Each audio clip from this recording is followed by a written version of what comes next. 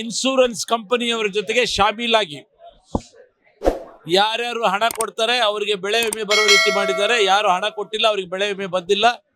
ಹಾಗಾಗಿ ಇವತ್ತು ಪ್ರತಿಭಟನೆಯನ್ನು ಮಾಡಿ ಅಧಿಕಾರಿಗಳಿಗೆ ನಾವು ಪ್ರಶ್ನೆಗಳನ್ನು ಕೇಳಿದಾಗ ಅವರು ಸಮರ್ಪಕವಾದ ಉತ್ತರ ಕೊಟ್ಟಿಲ್ಲ.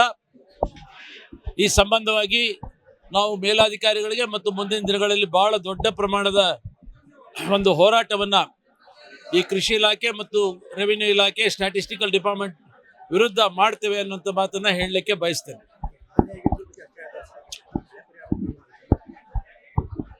ಅಧಿಕಾರಿಗಳಿಗೆ ಯಾವುದೂ ಗೊತ್ತಿಲ್ಲ.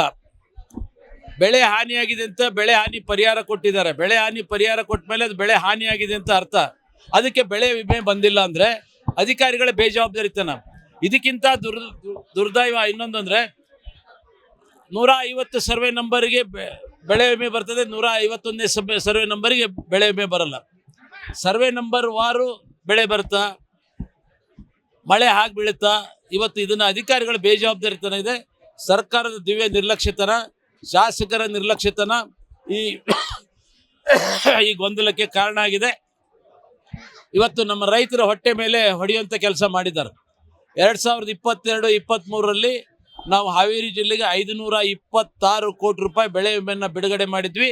ಅದನ್ನು ಈಗ ಜಂಟಿ ನಿರ್ದೇಶಕರೇ ಹೇಳಿದ್ದಾರೆ. ಅಂದಮೇಲೆ ಈಗ ಯಾಕೆ ಬರೋದಿಲ್ಲ? 5 ವರ್ಷ ಅಂದರೆ 2023ರಿಂದ 24 ಬೆಳೆ ಬಂದಿಲ್ಲ, 25 ಬಂದಿಲ್ಲ, 26 ಹೆಂಗೆ ಬರ್ತದೆ? ಅದು ಬೇಜವಾಬ್ದಾರಿತನ ಇದೆ ಅಂತ ಬಹಳ ಸ್ಪಷ್ಟವಾಗಿ ಕಾಣ್ತಾ ಇದೆ. ಅದು ಎಕರೆವಾರು ಬೆಳೆ ಬೆಳೆ ಬೆಳೆ ಮೇಲೆ ಇರ್ತದೆ. ಜೋಳಕ್ಕಿಷ್ಟು, ರಾಗಿಗಿಷ್ಟು, ಸೊಲ್ಟಿಗಿಷ್ಟು, ತೆಂಗಿಗಿಷ್ಟು, ಅಡಿಕೆಗಿಷ್ಟು ಅಂತ ಇರ್ತದೆ. ಅದ್ರ ಮೇಲೆ ಬರ್ತದೆ.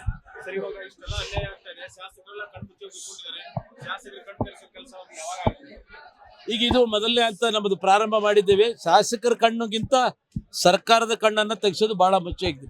ಯಾಕೆಂದ್ರೆ ಸರ್ಕಾರ ಕಣ್ಣು ತೆಗೆದು ನೋಡಲಾರದಷ್ಟು ಕೋಮಾ ಪರಿಸ್ಥಿತಿಗೆ ಹೋಗ್ಬಿಟ್ಟಿದೆ. ಇವತ್ತು ಸಂಪೂರ್ಣವಾಗಿ ಅಧಿಕಾರದ ಕಚ್ಚಾಟದ ಗದ್ದಿಗೆ ಕಚ್ಚಾಟಕ್ಕಾಗಿ ಇಡೀ ಕರ್ನಾಟಕ ರಾಜ್ಯದ ಆಡಳಿತವನ್ನ ಸಾಯಿಸಿದ್ದಾರೆ.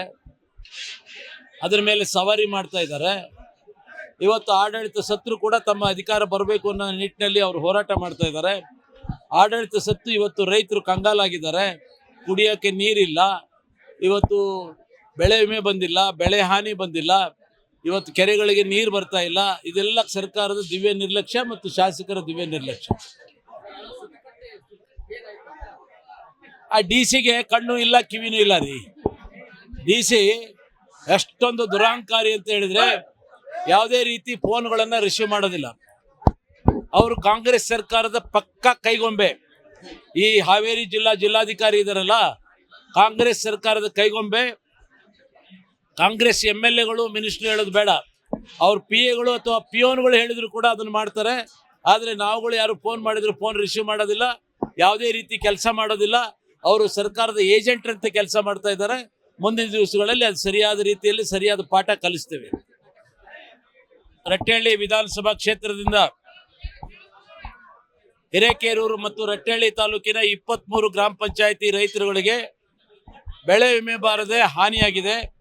ಆ ನಿಟ್ಟಿನಲ್ಲಿ ನಾವು ಇವತ್ತು ಒಂದು ಬೃಹತ್ ಪ್ರತಿಭಟನೆಯನ್ನ ಹಿರೇಕೆರೂರು ತಾಲೂಕು ಕಚೇರಿಯನ್ನು ಮುತ್ತಿಗೆ ಹಾಕೋದ್ರ ಮೂಲಕ ಮಾಡಿದ್ದೇವೆ. ಇಲ್ಲಿ ಜಂಟಿ ಕೃಷಿ ನಿರ್ದೇಶಕರು, ತಹಸೀಲ್ದಾರ್ ಅವರು ಬಂದಿದ್ರು. ಆದರೆ ನಮ್ಮ ಪ್ರಶ್ನೆಗಳಿಗೆ ಅವರು ಸಮರ್ಪಕವಾದಂಥ ಸರಿಯಾದಂಥ ಉತ್ತರವನ್ನು ನೀಡಿಲ್ಲ. ಮಳೆ ಬೀಳುವಾಗ ಗ್ರಾಮ ಪಂಚಾಯಿತಿ ವೈಸ್ ಬೀಳೋದಿಲ್ಲ, ಸರ್ವೆ ನಂಬರ್ ಪ್ರಕಾರ ಬೀಳೋದಿಲ್ಲ. ಮಳೆ ಸಾರ್ವತ್ರಿಕ ಬಿದ್ದಿರ್ತದೆ. ಆದರೆ ಅಧಿಕಾರಿಗಳ ದಿವ್ಯ ನಿರ್ಲಕ್ಷ್ಯತೆ